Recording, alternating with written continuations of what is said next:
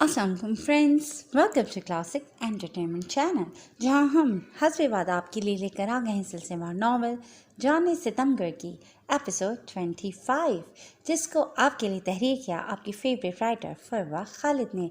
तो फिर जल्दी से चलते हैं नावल की तरफ, मगर उससे पहले अगर आपने अभी तक हमारे चैनल को सब्सक्राइब नहीं किया तो उसको सब्सक्राइब करें, आइकॉन बटन दबाएं ताकि हमारी नई और मयारी वीडियोस आपको सबसे पहले देखने को मिलें। तो फिर चलते हैं जाने सितमगर की एपिसोड 25 की तरफ। ये छुड़िया तो मेरी सोच से भी ज़्यादा हसीन है, इसके साथ तो और मज़ा आए। अभी उस शख्स की बात पूरी नहीं हुई थी जब दाएं जानिब से पड़ने वाला थप्पड़ उसका जबड़ा हिला गया था। परीसा समेत उन सब ने पलटकर उस जानिब देखा था जहां सिया लिबास में मलबूस, नकाब से चेहरा ढके, लाल आंखों में आग के शोले बरसाते, उनको भस्म कर देने की निगाह से देखते ब्लैक बीस्ट को खड़ा देखकर कई आंसू टूटकर परीसा की आंखों से गिरे थे। कौन हो तुम? परीसा को थामे खड़े शख्स ने शाहवेज की जानिब देखते हैरत ज़दा सा सवाल किया था। तुम्हारी मौत। आगे बढ़कर परीसा का ज़मीन पर गिरा दुपट्टा उठाते उसने आग उगलते लहजे में जवाब दिया था। तुम्हारी बेहतरी इसी में है कि हमारे मामले में मत पड़ो, वरना।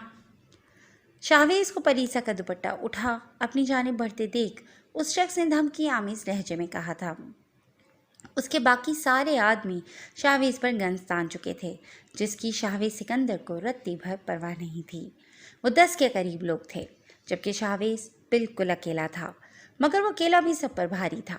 उसकी आंखों में खौफ की नमक तक नहीं थी, बस मुंजमद कर देता सर्दपन मौजूद था, जिससे परीसा को अपनी रीढ़ की हड्डी सनसनाती महसूस हुई थी। हाथ छोड़ो। शाहवेज की खून आशाम निगाहें उस शख्स की गिरफ्त में कैद परीसा की दूधिया कलाई पर थी, जो उसकी सख्त गिरफ्त की वजह से बिल्कुल लाल हो चुकी थी। नहीं छोड़ूंगा, ना इस लड़की को और ना ही अब तुम्हें। वो शख्स अपने आदमियों को शाहवेज पर हमलावर होने का इशारा करने ही लगा था जब शाहवेज ने सेकंड के 1000वें हिस्से में जेब से खंजर निकालते उस शख्स का बाजू ही काट दिया था।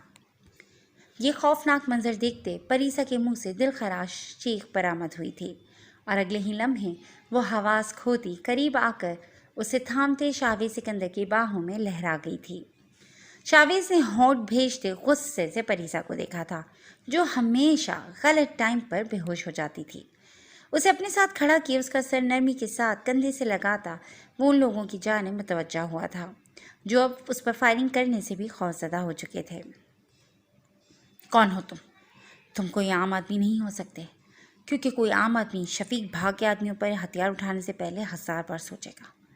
वो शख्स दर्द से बिलबिलाता फव्वारे की तरह बहते अपने खून को देखता अपने आदमियों को वहीं रुकने का इशारा करता शाहवेज से मुखातिब हुआ था।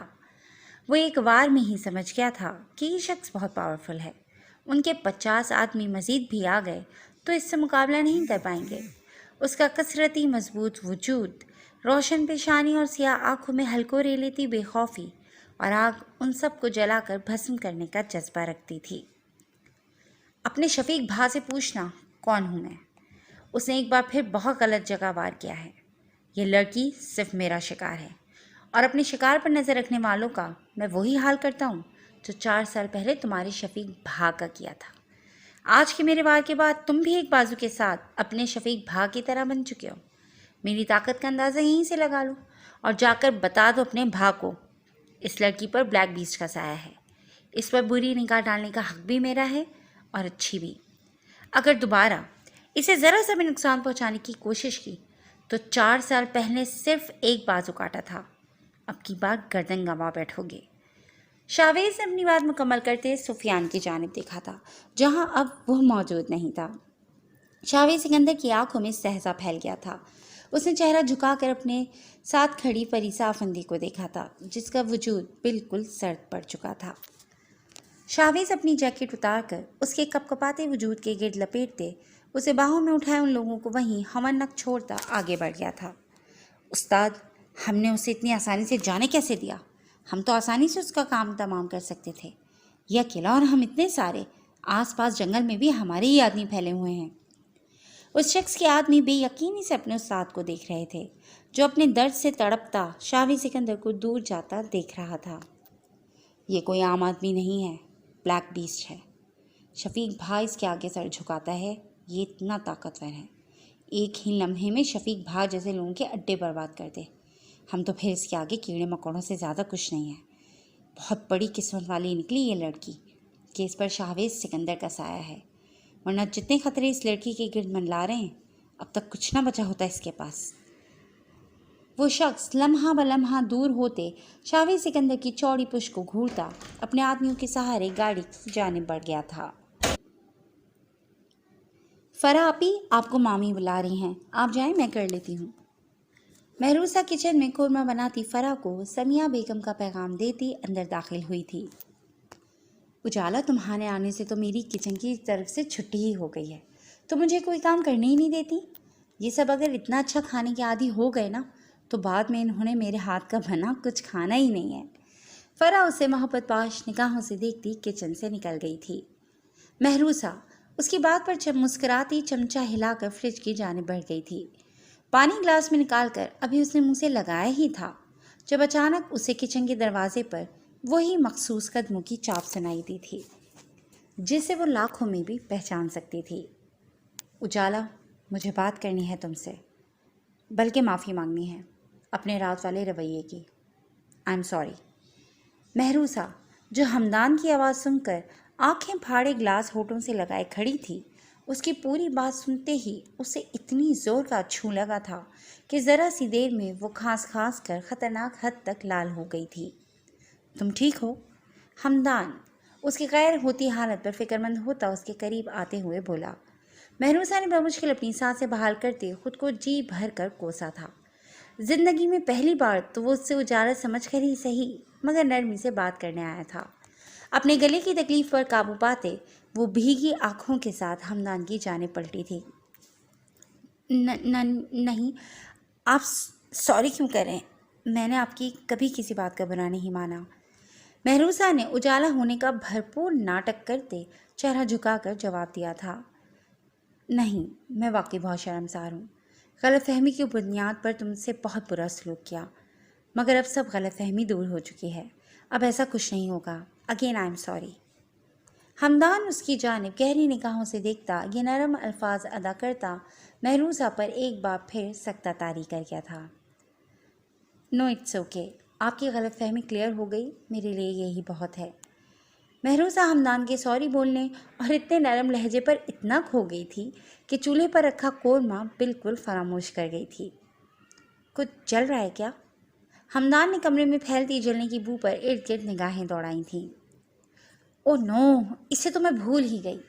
مہروسہ سر پر ہاتھ مارتی چولہے کی جانب بھاگی تھی جہاں قورمہ پوری طرح جل چکا تھا۔ مہروسہ فرا کی ساری محنت برباد ہوتے دیکھ کر بے دہانی میں چولہا بند کرنے کے بجائے آگ پر تپتا گرم کڑاہی دونوں ہاتھوں سے تھامتے نیچے اتارنے لگی تھی، مگر کڑاہی کی گرمائش نے اس کے ہاتھوں کو بری طرح جلا دیا تھا۔ کڑاہی اس کے ہاتھ سے چھوٹ چکی تھی۔ اس سے پہلے کہ وہ اس کے پیروں اور ٹانگوں کو جلا دیتی، ہمدان نے جلدی سے اسے اپنی جانب کھینچ دیا تھا۔ مہروسہ ہر شے فراموش کرتی سیدھی اس کے سینے سے ٹکرائی تھی۔ اس کے دونوں ہاتھوں کی انگلیاں بری طرح جل چکی تھیں، جنہیں اس وقت ہمدان کے سینے پر رکھے ان کی پشت پر اپنا ماتھا ٹکائے وہ اپنے ہاتھوں سے زیادہ سینے کی جلن کم کرنے کی کوشش کر رہی تھی جو اسی سنگ دل سے ہر بار ملی تھی اسے۔ Are you okay? ہمدان نے نگاہیں جھکا کر اس کے وجود کو دیکھا تھا، جو خوف کی وجہ سے کانپ رہا تھا یا اس کی قربت کی وجہ سے وہ اندازہ نہیں لگا پایا۔ بہت جلن ہو رہی ہے؟ مہروسہ نے اپنی بھیگی پلکیں اٹھا کر کمزور سی آواز میں اسے اپنی تکلیف بتائی تھی۔ اس کے لرزتے ہونٹ گھنیری بھیگی پلکیں اس وقت ہمدان کے بہت قریب تھے۔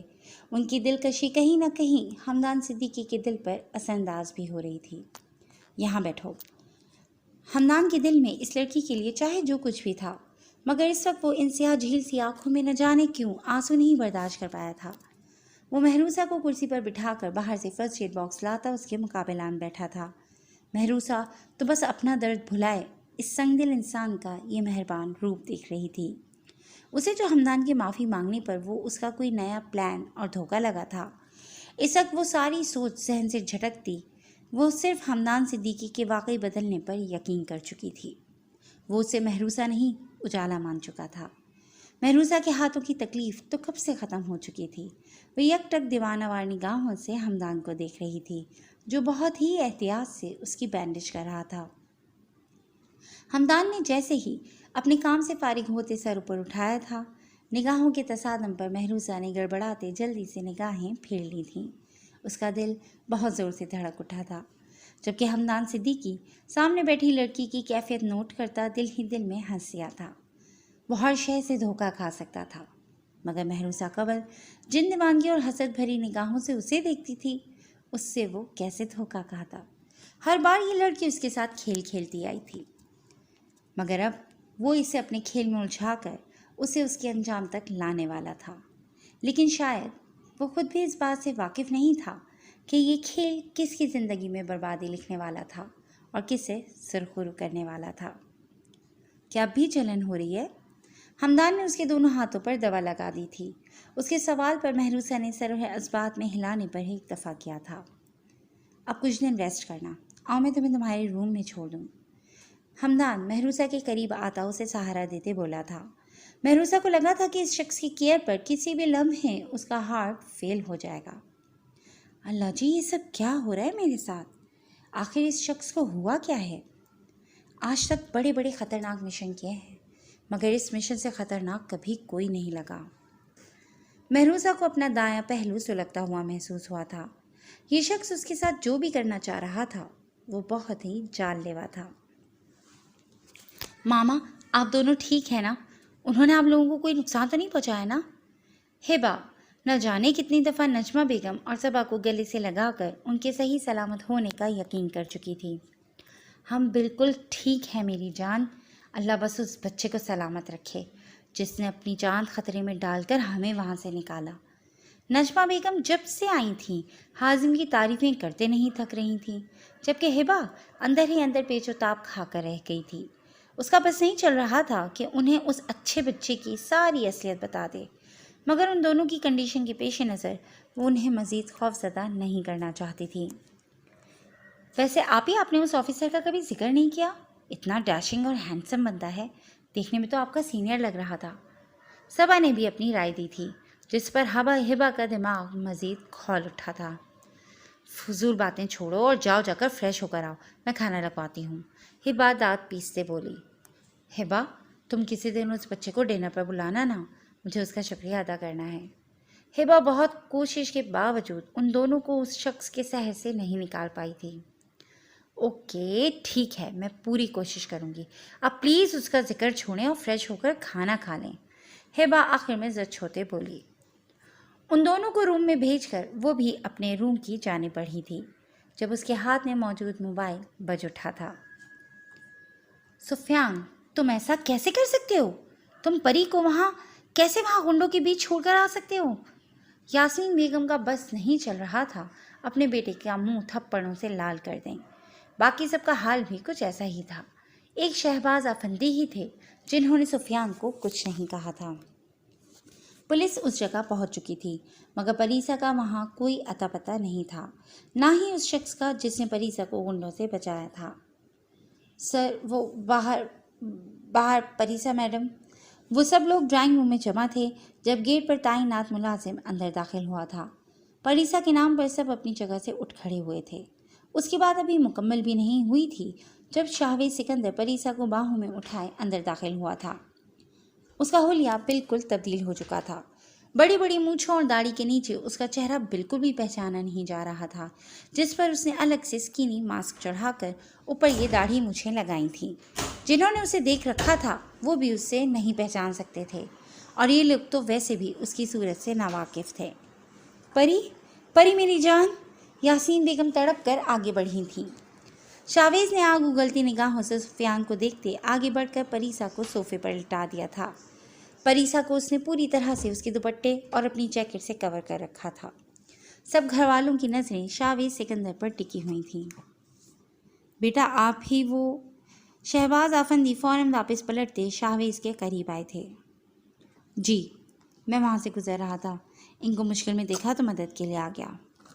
शाहवेज का अंदाज हनूज सर्द व सपाट था। आपने हमारी बेटी को बचाकर हम पर बहुत बड़ा एहसान किया है, जिसे हम ज़िंदगी भर नहीं भूल पाएंगे। शहबाज आफंदी तशक्कुर भरे लहजे में बोले थे। मैंने कोई एहसान नहीं किया, बस आप अपने बेटे को थोड़ी गैरत सिखा दें। अपनी इज्जत को दूसरों के हाथ छोड़कर अपनी जान बचाकर भाग निकलना मर्दानगी के ज़मरे में नहीं आता। शावेज़ ने एक कहर बरसाती नज़र परीसा की जानिब बढ़ते सुफियान पर डालते उसके कदम वहीं रोक दिए थे।